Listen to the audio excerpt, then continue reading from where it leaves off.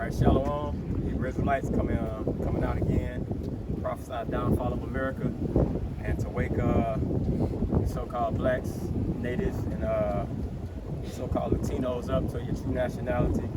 But before we do anything, we want to give all praise, honor, and glory to Yahweh, Ba'ashem Yahushua, Ba'ashem Kakadash. that belongs to the Apostle Nelson Great Millstone. Peace and much love to you brothers pushing this truth throughout the four winds. Today, I'm going to go through a subject, topic of brotherhood. Okay? Topic, subject of brotherhood. I want one of y'all brothers to go on your phone and type in brotherhood and give me a definition. Okay?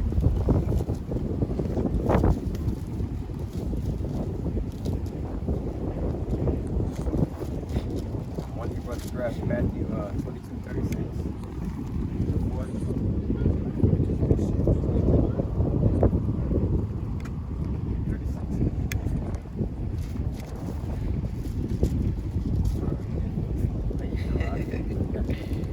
Alright, the word brotherhood, it says the relationship between brothers. Right.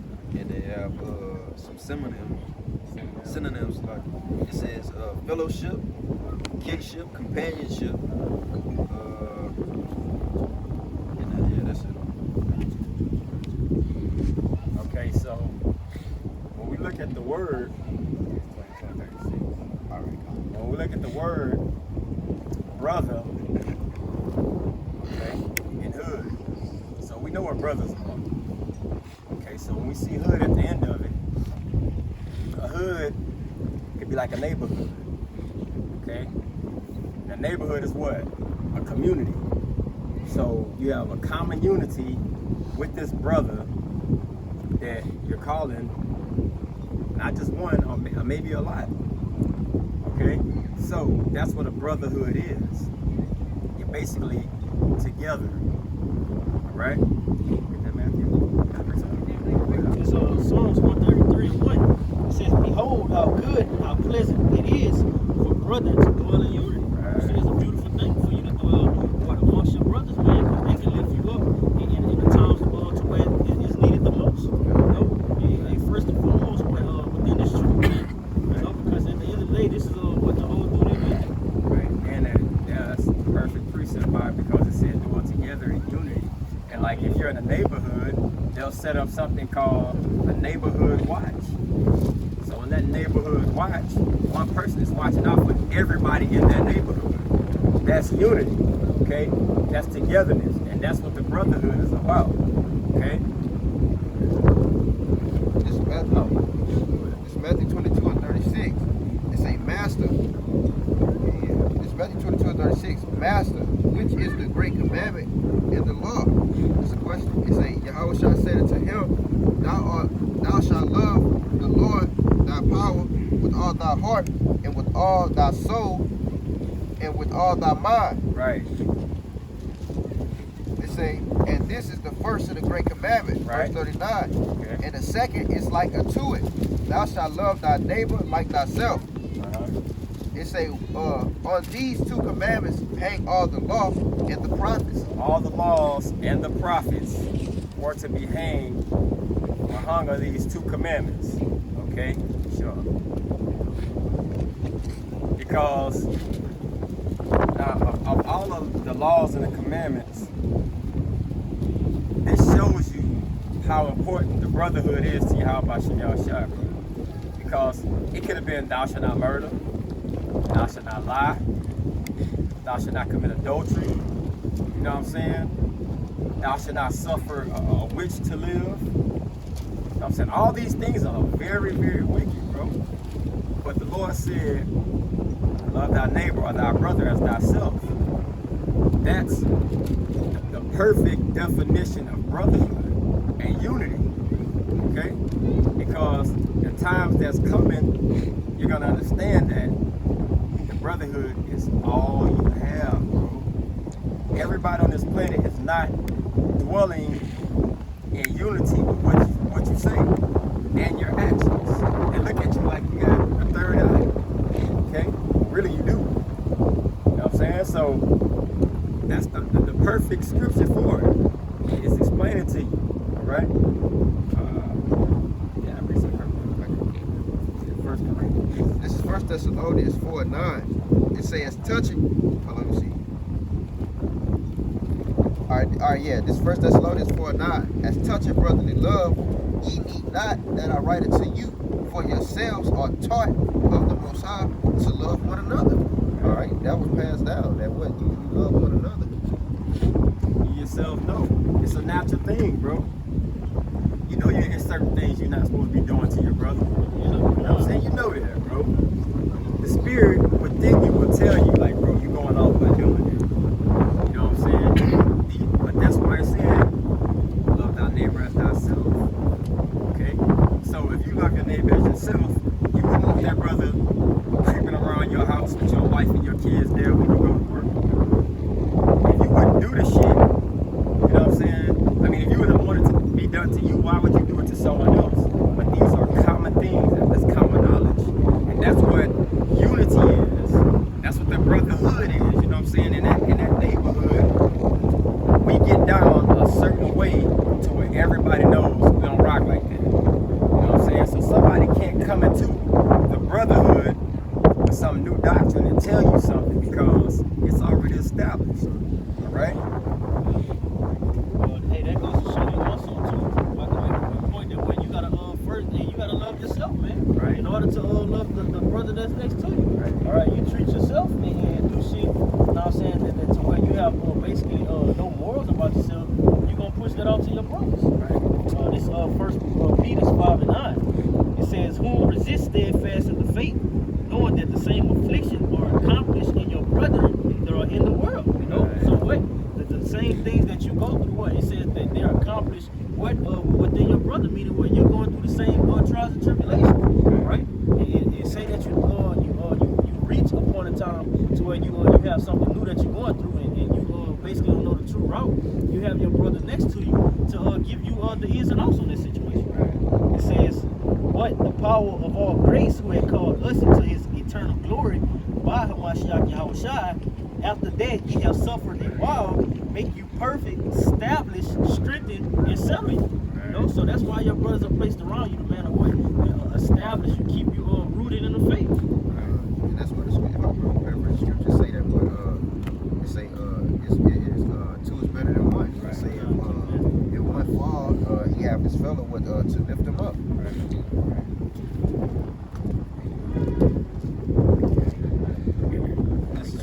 This is 1 Corinthians chapter 8, verse 9. It says, "But take heed lest by any means this liberty of yours become a stumbling block to them that are weak." Now, the things you do around your brethren, take heed, because things you can do can be a stumbling block to younger brothers under you. That's why it's called a brotherhood. Okay? So things you may do can rub a brother the wrong way, or it can have him going off. Go ahead. Verse 10 it says, For if any man see thee, which has knowledge, sit at meat in the idol's temple, shall not the conscience of him which is weak be emboldened to eat to those which are offered to idols? So if a brother see you doing some wicked shit, he's going to follow you. Okay? Because if you were walking awake before a certain brother, and that brother comes in the camp, and he see you doing something, it's like basically saying sitting down, like the parable of Adam and Eve, the tree of knowledge of good and evil. Okay, so if someone see you doing this, and they follow you, you're gonna have them going off. You're setting a stumbling block before your brother. Okay, that's things you don't do. Go ahead. Real quick, I had this is Romans 12 and almost 12 and 10. It says, "Be kindly affectionate one to another, with brotherly love, and honor and preferring one another." Yeah, preferring one another. Preferring, it means to go before and show the way. So if you're going before and showing that brother the way, and you moving, you know, not in the right manner, then he's gonna pick up on that, man. Right. You know. Right. Verse 11 in 1 Corinthians 8 and 11, it says, "And through thy knowledge shall the weak brother perish from whom Mashiach died." So that brother that you're supposed to give this wisdom, knowledge, and understanding to perish because you caused them to perish by going off and doing some things that you wasn't supposed to be doing. You don't sit down and say, it's cool to, go out on the Sabbath and do shit, whatever. You know what I'm saying? That the Lord understand. You know what I'm saying? You going out on the Sabbath and you doing all kinds of shit. You know what I'm saying? You out in the club partying, all that, and it's the Sabbath. Like, bro, you're not supposed to be doing that. Okay? So the Lord see exactly. The Lord see exactly what's going on. Okay? So by him seeing what's going on, you just led this person to a stumbling block and he fell over it. Now he gets judged for it, but it's you that led him there. Okay? Blood on your hand. This is 2 Thessalonians 3:7. It say, for yourselves know how ye ought to follow us, for we behave not ourselves disorderly among you. All right, speaking of what our apostles and elders that are over us, they didn't conduct themselves in a disorderly conduct before us, because what they understood and knew that they had a flock that was following. Okay. All right, it say neither did we eat any man's bread for naught, but wrought with labor and travail night and day. So they labored, they did the works. It say basically showing you how ye should walk. It say that we might not be chargeable to any of you. You know, because what? We did our part. We showed you the way to walk. You can't charge me. Yeah, you can't charge. Go ahead out. And definition of disorderly, it says untidy, disorganized, messy. Meaning what? You gotta be on point when you're dealing with brothers that come in this thing. Be sloppy, bro. Disorderly. You know what I'm saying? Messy, like somebody's room. If it's messy and somebody walk in, like you got somebody come and do a home inspection or something, like, bro, that's not the way it's supposed to look. Let's say all over the place. All over the place, bro. Go ahead. 1 Corinthians 8:12 it says, but when ye sin so against the brethren, So basically, you're sinning against the brethren, bro. When you have him walk in a manner that he's not supposed to be walking, you basically hurting the body also. You know what I'm saying? Because they'll be looking at you like, bro, I know we normally didn't do things like that. So he's basically teaching his brother something in a way that we, you know what I'm saying, we don't conduct in. You know what I'm saying? Go ahead. and wound their weak conscience. So you wounded their weak conscience, bro. They were already weak, and you wounded it. Now, when they get up to see, man, I got judged, now you're gonna have them second guessing the truth. You know what I'm saying? They're looking back like, I don't know, man. It don't make sense now. You know what I'm saying? Because all because you done something and went off doing your own thing instead of leading the way you're supposed to be leading. Okay?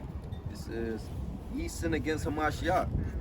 Wherefore, if meat make my brother to offend, I will eat no flesh while the world standeth. So, if it's anything that's brought out that offends a brother, I'm not doing it. You know what I'm saying? If it's something that you're questioning, say one of your brothers are questioning something, and you see me doing it, and you know it's wrong. You know what I'm saying? You step back and be like,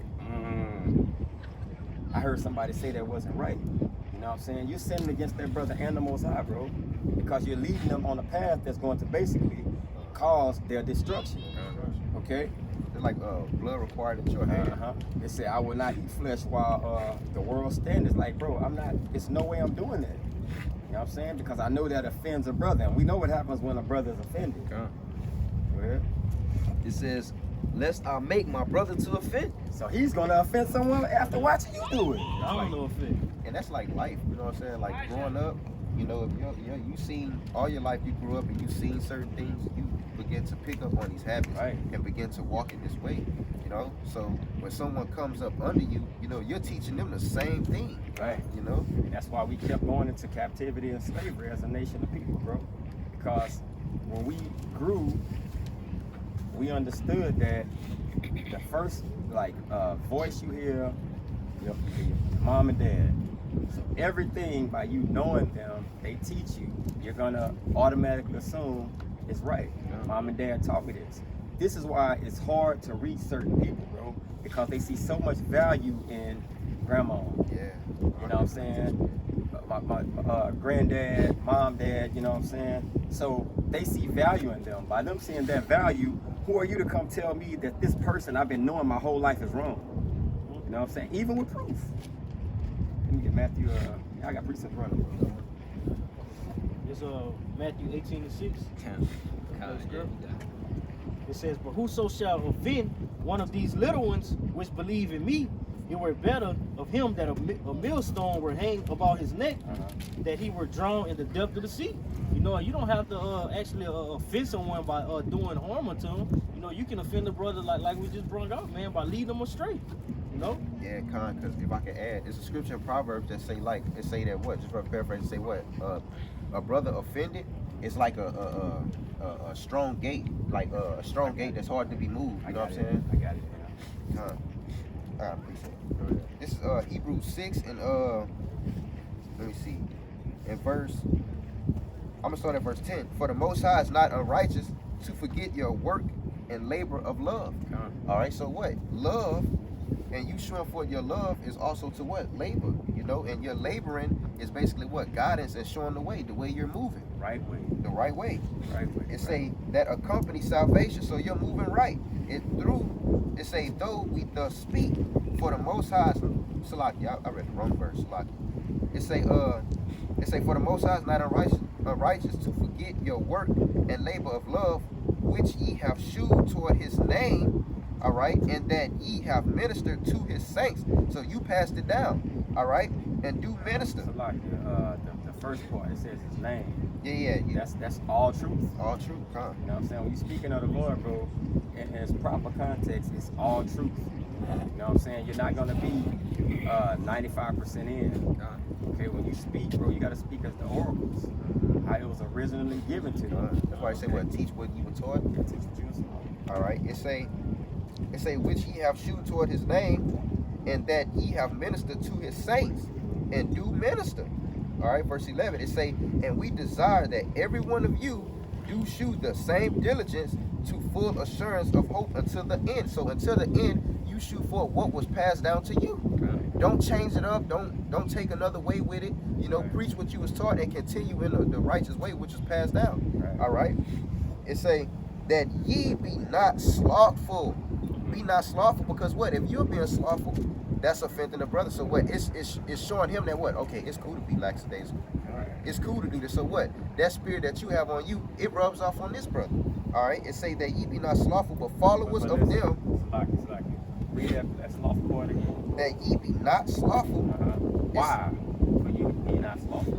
Read above it. It say, and we desire that every one of you do shew the same diligence. Now, what we're giving to you, we're not bringing it in a slothful and a slouchy and a lazy manner. We're giving it to you wholeheartedly, and we're giving it to you raw and uncut. Don't hold back no punches. So when we delivered it to you the same way we delivered it, when you get your hands on it and the Lord gives you increase, you deliver it the same way. Okay? Don't get it. It's like that message. Like when you was in like elementary or whatever, you had 30 people in class, they give you a message at the beginning, and they get to the end, and it has nothing to do with what the first person said. It's tampered with. It's tampered with, bro. But you got the original message. So when it was passed, somebody dropped the ball. Okay? We're not supposed to drop the ball like that. All right, it say that ye be not slothful, but followers of them who faith and patience inherit the promise. All right, because when we read the scripture, you see what they always reference back to the person, the people that were before, the prophets that were before, right? Showing that what they took on that diligence and full assurance of what was passed down. Right. Because 1 John 3:11, it says, "This is the message that ye have heard from the beginning, that we should love one another, not as Cain, who was of that wicked one, and slew his brother, and wherefore he slew him, because his own works were evil, and his brother's righteous." Like somebody else. Can't blame nobody else for your own mess up, man. If Yahweh Shemashah set you up to basically be over the flock, you're subject to leading them in the righteous manner. Right, bro. You stumble and fall, bro. You can't put your finger in no one else's. Some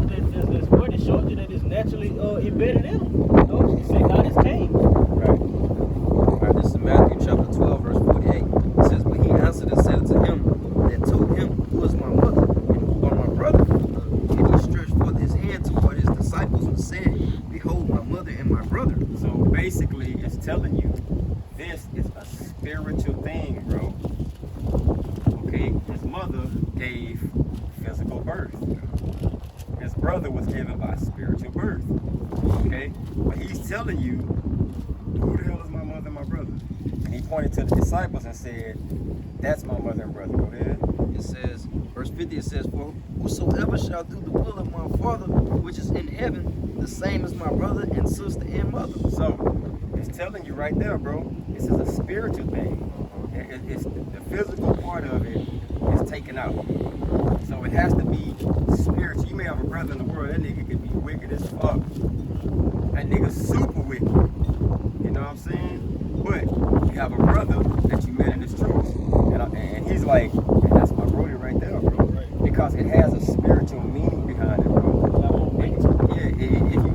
If you understand anything about the spiritual meaning and everything, bro, you understand that it's bigger than anything you can physically see. Because everything is controlled by what? Spirits. Okay? So if the spirit holds that much weight, then the physical things, they're basically like irrelevant, bro. You can't put all your stock into your job. You can't put all your stock into your woman. That's physical things. Okay? Those things are basically the ending is vanity. So what? You got a 600 Mercedes Benz. That shit gonna be blew up when these missiles hit. You know what I'm saying? So you don't put nothing into the physical, but it's all spiritual. If I can add, it's like in Exodus when the scriptures say that the Lord was like sanctified to me, and everyone that opened up the matrix, speaking on what a spiritual thing, man. Because when you open up that matrix, you're basically coming into the truth, seeing that what is actually real, because when you watch the Matrix, he basically seen what was really going on. So the Lord say, what? Everyone that opened the matrix, sanctify him into me, because what? This is my mother, brother, and so on and so forth, like the scripture said. Matrix is born. So everybody who's born again, which was the renewing of your minds, they're gonna be sanctified to me. Okay, and that's spiritual, bro. It's like with Neo. is it Nicodemus? I was just gonna say that. How did you get to y'all share? Yeah, when he was speaking, he was like, how can a man be born again? Oh, it's not physical, it's spiritual birth. So when you're brought forth spiritual and you enter into this place, you realize, damn, doing everything fucking off. So that's why when Neo in the movie, he saw that, he threw up because he couldn't accept it. It's like, bro, you gonna tell me I've been living a fucking lie this whole time? When you see it for face value through the spirit. There's second Corinthians 4:18. It says, while we look not on the things which are seen, but at the things which are not seen. For the things which are seen are temporal, but the things which are not seen are eternal. And that's exactly what Yahushua saw when they asked him who his family was. And he pointed at who the disciples. They're like, cause what? They doing the will of my Father. Right? You might not understand what we doing, but guess what we understand? It's for a better cause, and y'all not doing it. Right. This is Matthew chapter 7, verse 3. It says, and why beholdest thou the mote that is in thy brother's eye? So you have a brother. This is what you don't want to do. Okay, if a brother going off and you catch yourself going off the same way, so don't look at that brother in that light, because he's going to see you as a fucked up individual. Where it says, but consider not the beam that is in thine own eye. that means it's two brothers walking in the same manner. Okay, like if someone's a thief and you're a thief and you tell him to stop, you're gonna be caught and go to jail. He's looking at you like, look at you, dude. I came here with you. The hypocrisy of what you said. I came here with you. Go ahead. It says, or how wilt thou say to thy brother, let me pull out the mote of thine out of thine eye, and behold, a beam is in thine own eye. Okay, go ahead. Thou hypocrite, first That makes you a hypocrite, bro. You're speaking hypocrisy. Okay, if you have a brother and the only way to judge him correctly is that you're not doing the same thing as him.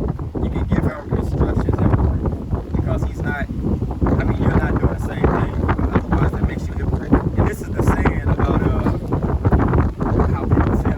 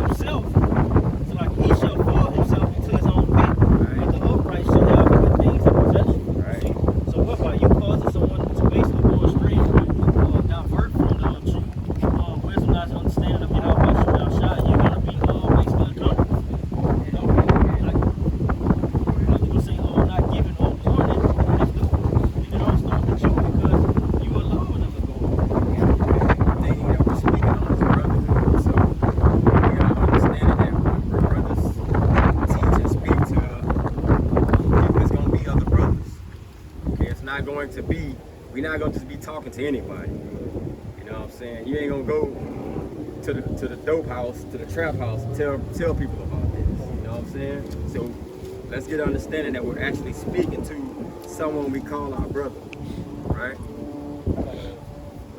Quick note, this is the house that is speaking of. This is Matthew 5 and 14. Ye are the light of the world. A city that is set on a hill cannot be hid. Neither do men light a candle and put it under a bushel, but on the candlestick, and give it light unto all that are in the house. See, the house of what Yahweh Shemel Shah. Right, right.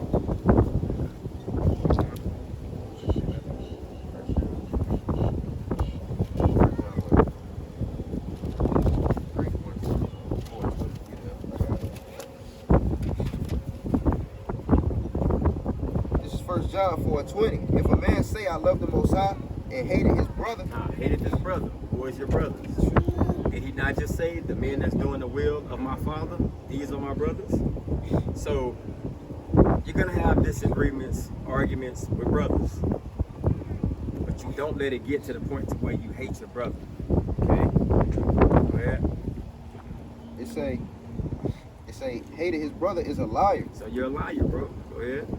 For he that loveth not his brother whom he had seen, how can he love the Most High whom he had not seen? So you're telling the Lord, even though I didn't see you, I have faith in you. But this man standing right before you, and I put him in your path for you to teach him, and he's a brother to you, and you're basically treating him like shit, like you hate him. So you're a liar, bro. Yeah. I'm gonna go to let me see, I'm gonna go to 9. This is 1 John 4 and 9. And this was manifested, basically made known, the love of Yahweh Shah towards us, because the Most High sent his only begotten Son unto the world that he might live through him. All right, so what the love of Yahweh Shah Mashiach towards us was showed. All right, it say herein is love, not that we love the Most High, but that he loved us and sent his Son to be the propitiation for our sins. Propitiation basically means basically something that is acceptable, you know. It say beloved. This point verse 11. It say beloved. All right. If the Most High, it say if the Most High so loved us, we ought also to love one another. Right. That's why the second greatest commandment is love thy brother as thyself. I'll read 12. So if he loved us, we're supposed to be doing the same thing, because it's a chain reaction, bro.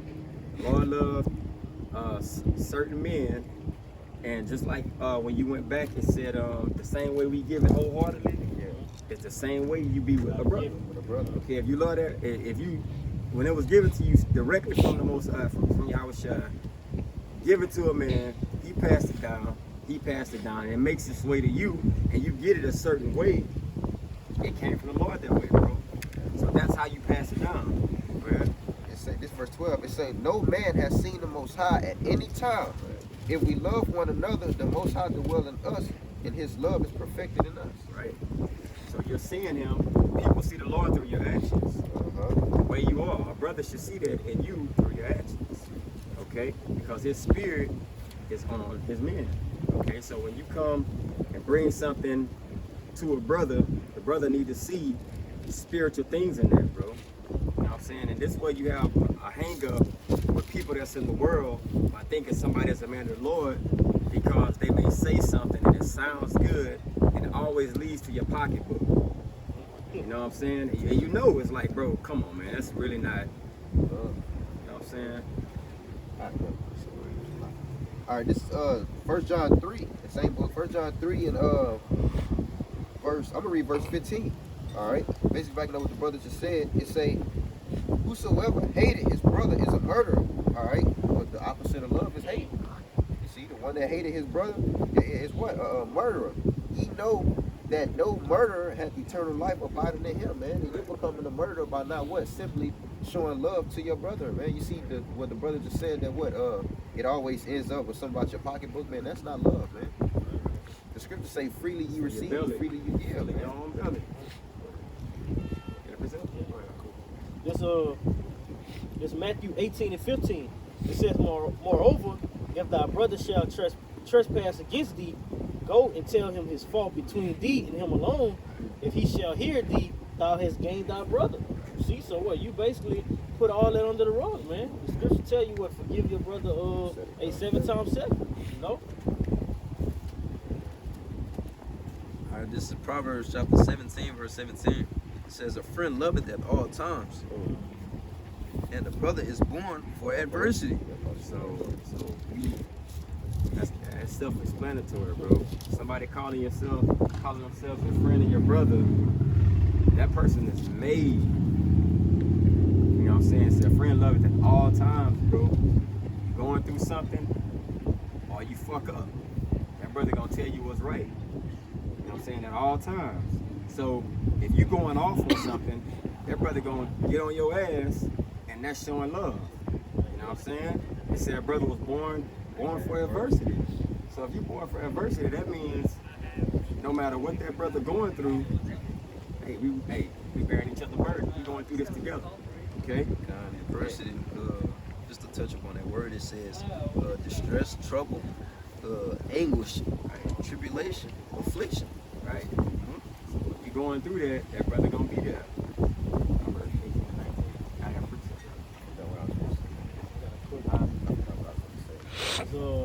Sirach 6:1. It says, instead of a friend, become not an enemy. For thereby thou shalt inherit an ill name, shame, and reproach. Even so shall a sinner that had a double tongue. Right. See? So, hey, man, it's better for you to, it says what, instead of a friend, hey, don't become an enemy, man. You can become an enemy by leading somebody astray. All right? What, man? What is called being a gossiper? You know? All these things are a trace of an enemy, man. Right. Especially to your brother. And not only to that, man, when you do it to your brother, you're doing it like unto your house shop. Right. That's true, bro. Go ahead. 18, 19. Yeah. This is Proverbs chapter 18, verse 19. It says, a brother offended is harder to be won than a strong city. Now, a brother offended is harder to be won than a strong city. That's like if you went into let's say Baton Rouge. And like let's say Baton Rouge was a place to where you go into the gates, you're trying to basically war with everybody. It's strong, it's harder. That would be easier than to win a brother that's offended. You know what I'm saying? If you offend a brother and it's like some heavy offensive shit, bro, it's gonna be hard to backtrack on them steps, bro. Because an arrow shot cannot be taken back. You know what I'm saying? So when you're offended, bro, that's what happens. Go ahead. It says,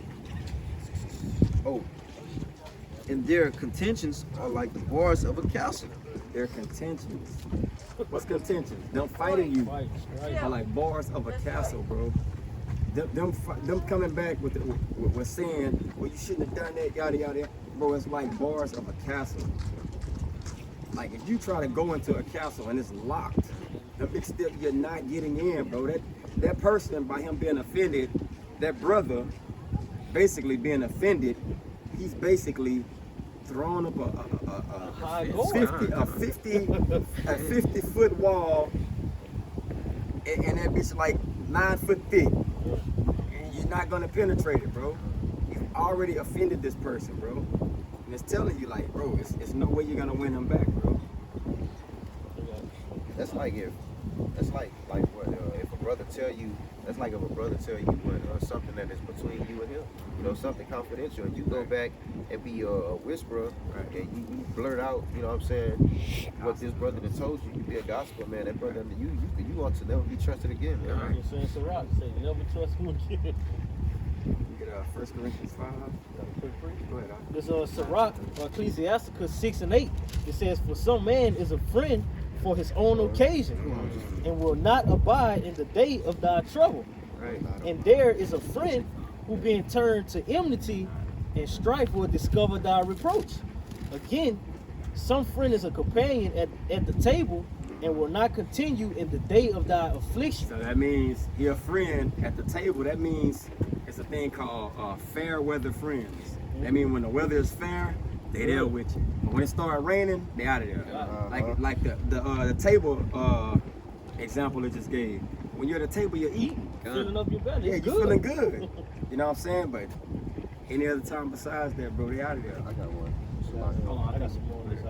It says, again, some is a companion at the table and will not continue in the day of thy affliction, but in thy prosperity he will be as thyself. Oh, he your brother then. It says, well, he gonna be as thyself. He gonna be just like you, and will be bold over thy servants. Bold out over thy servants. He's putting his self in basically your shoes and your position. Right. You know. And this is talking about how not to be as a brother. Huh? You don't be this way as a brother, man. It's Sirach 6 and 7. It says, if thou wouldest get as a friend, prove him first and be not hasty to credit him. Right. Don't be so fast to just say, That's my oh brother. man, he righteous. That's my That brother. dude right righteous. Wow. You know what I'm saying? He has to be proven first, bro. Because the scripture says, rough paraphrase, saying what a brother, basically being a faithful friend is basically an aid, a medicine, man. Cure of life. Hey, it's a lot. I would make a quick point. Look at Yahushua when he put the apostles on the water, man. That goes to show you that they really believed that Yahushua was gonna get them out of that situation. Right. When those winds and those waters came, who was the first person they called on? Right. Oh Lord, hey, we need you. We need you out here. You know. And what Yahushua was right there. And speaking of And it delivered. And yeah, kind. And it delivered. speaking of Yahushua, man, Yahushua shoot himself as a faithful friend of us, man. You know, and that's why he told us to basically walk after his example, walk after his path.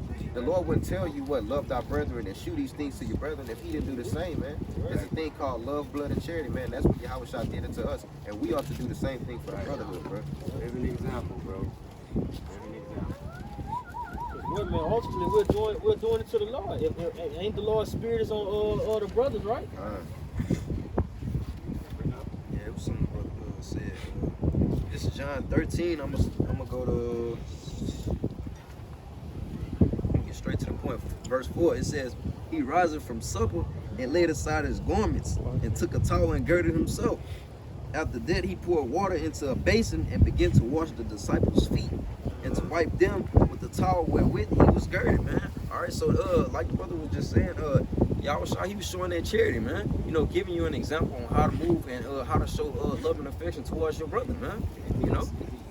The thing to your point in there was like to show he wasn't a tyrant as a rule.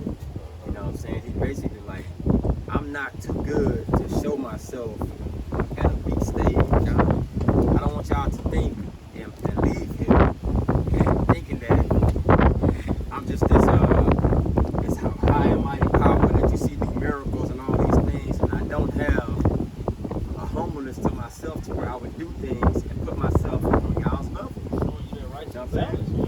And the key thing he wanted them to see in that was, this is what you pass down, so on and so forth. Okay, so when you pass it down, it's like, wow, that brother's very humble. You know what I'm saying? That's a humble brother. You know what I'm saying? Because he's at a higher place to where he could be throwing his chest around. We know pride puffed up. You know what I'm saying? So you don't want to ever get to that place, bro. If I could add, the brother said that in that time he was showing how to humble yourself down, you know, because Yahushua even said he was made likened to his brethren. You see, in the script, he also said in Luke, they was like, well, who was going to be the greatest? You know, they was dispersing amongst each other. Who's going to be the greatest after Yahushua amongst the prophets? All right, and the Lord told him, he said what? He said, he told him the one that is likened unto this babe, you know, he shall be next. You know, next up, man. Basically showing that a kid is humble. You know, anything you tell a kid, it's like a sponge is going to soak it all up, man. So you have to show humility. And ultimately, it was like someone who can be abased and abound. You know when to speak, and you know when to be just I'm listening. Okay, so you got to be willing to accept correction, not just give it. Yeah. You know what I'm saying? You got to be willing to say, okay. And I heard a saying that a leader that can't listen is not a lead at all. You know what I'm saying? Because you got to keep in mind, bro, the Lord didn't start with you. You know what I'm saying? It was started above you. So someone's going to tell you you're doing that wrong. So if you're so proud that a brother can't tell you something, then it's like, what's the point? You know? There's Sirach, Ecclesiasticus 3:18. It says, the greater thou art, the more humble thyself. The greater thou art, the more humble thyself. It says, and thou shalt find favor before the Lord. Many are in high place and of renown, but mysteries are revealed unto the meek. See? Shit. So the only way you can obtain true wisdom, knowledge, and understanding is what? If you're humble. You look at Yahweh Shai had power to basically do anything he wanted to. You know? Boy, he made himself lowly, man. And Solomon. God, Solomon. He asked him, shit, what you want? Yeah. I want wisdom, knowledge, and understanding. Why he could have said, man, I need all the women. I need all the money. I want sports.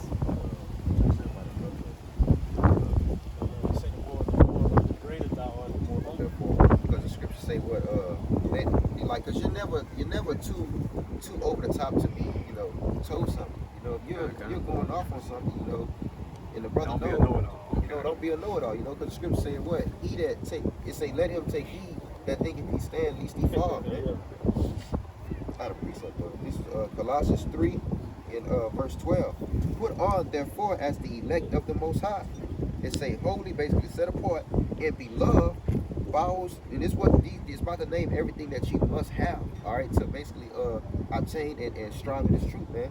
It say bowels of mercy, all right, kindness, humbleness of mind. You see what the brother just brought out. It say meekness and long suffering, forbearing one another and forgiving one another if any man have a quarrel against any.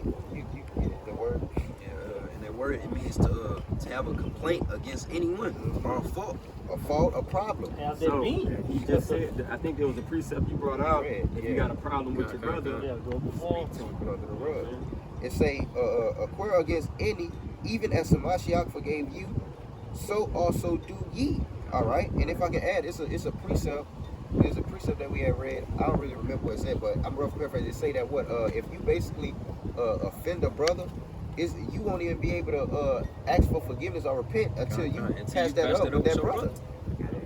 All right. It say even as the Mashiach forgave you, so also do ye. And above all these things, put on charity, which is the bound of perfectness. right? You know, because the scripture say what? Charity, basically what? Cover the multitude of sins. Quick definition, brother brought out Colossians 3:12 says what put on as the elect. Because what? Only the elect are going to have the true traits of actually being a brother, a true brother. According to the truth, it says choose someone to hold public office or some other position by voting, which we know that it was Yahweh Shai. It says the members who were elected to the committee, it says opt for or choose to do something. It says of the Most High that He chose someone in preference to others for salvation. You know, so the Lord set us up to what? To give these things and be brothers to other brothers to come in to what? Ultimately give them their deliverance, man.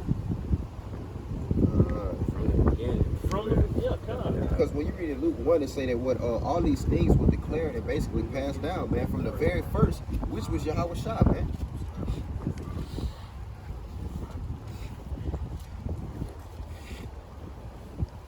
Yeah, let me get that real quick. Let me get that. This is all right. This is 1 Corinthians chapter 5, verse 9. It says, I wrote unto you in an epistle not to company with fornicators. He's telling you, hey man, don't hang around motherfuckers that basically, if fornication is like to be, it's not what people think. Somebody sleeping with somebody before marriage. That's not what this is. Okay, to be a fornicator is basically, if you know the truth, don't start jumping in bed with other philosophers. Okay, well. Verse 10 it says, get not altogether with the fornicators of this world, Right. or with the covetousness, or extortioners, or with idolaters, Right. for then must ye needs go out of the world.